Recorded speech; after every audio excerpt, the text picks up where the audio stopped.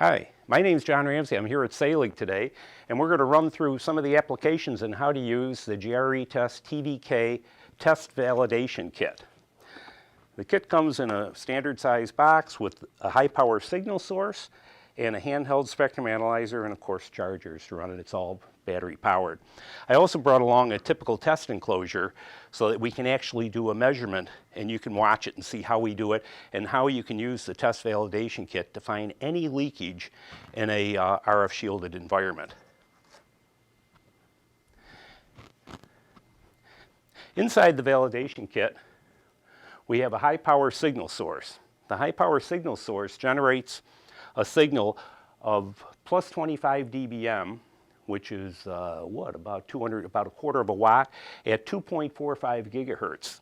It's a synthesized source, meaning that it's on frequency, there's no adjustments, and it's crystal controlled. The reason for that we'll get into later. The second piece is the handheld spectrum analyzer. It runs on a lithium-ion battery. It will run for a few hours. And then we have a Yagi antenna, which simply attaches. There's no buttons to adjust, no adjustments whatsoever. The unit is already calibrated to work at 2.45 gigahertz. It has a very narrow IF bandwidth, and that's very important to get high sensitivity because we're going to be measuring isolation in the 100 dB range. And so to be able to do this with a small, low-cost handheld spectrum analyzer makes it very, very attractive. Okay, we have the test signal source inside the test enclosure. We're ready to check, and we didn't close the lid yet. You'll notice the lid is sitting firmly on top of the shielding, but yet the test analyzer still indicates signal is leaking out. Now we'll latch up the lid and you can watch the signal go right down to nothing.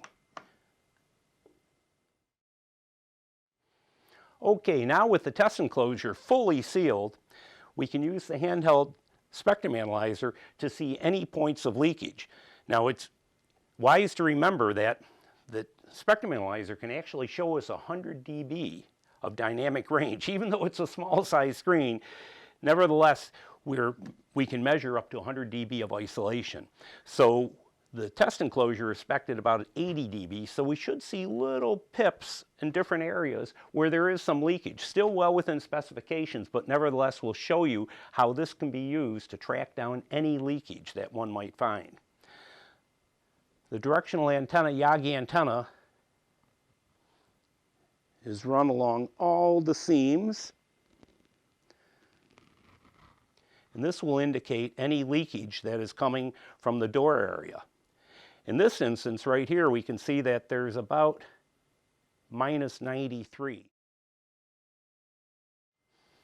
The I/O plate is removable, so there's a bunch of different kinds of plates you can put in with different interfaces, whether it's a 4-terminal strip, SMA connectors, USB, Ethernet, whatever. But in this case, we have a standard I/O plate with a 4-terminal strip, 2 bulkhead SMA connectors, and a filtered USB 2 interface. So let's take the spectrum analyzer and look around this area and see if we have any leakage. Well, we can see it jumping around here, picking up local Wi-Fi, but the actual little spike, which is always in the middle, coming from the test source inside, we can see is well below 100 dB.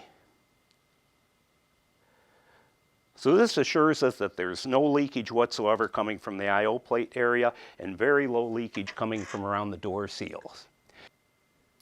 Okay, we saw that the box was sealed up really well, had very, very low leakage. Now, let's play with messing up the conductive seal on the top.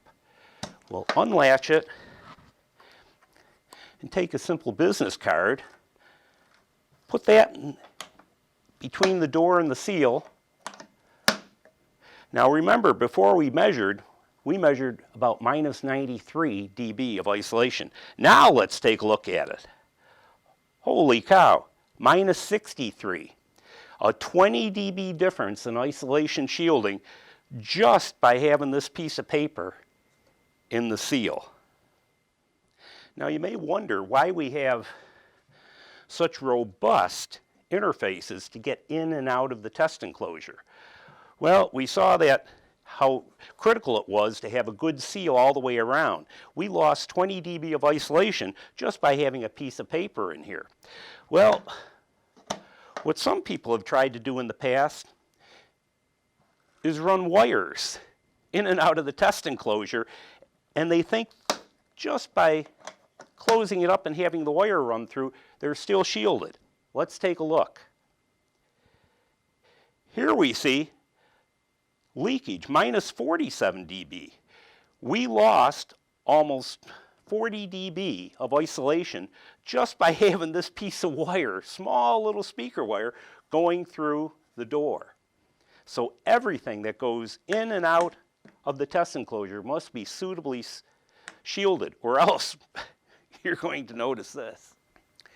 So what we saw today is that with the JRE TVK test kit, you have everything you need to check the shielding isolation of your test enclosure. Handheld spectrum analyzer, high power signal source, no controls other than an on-off switch. Very, very easy to use.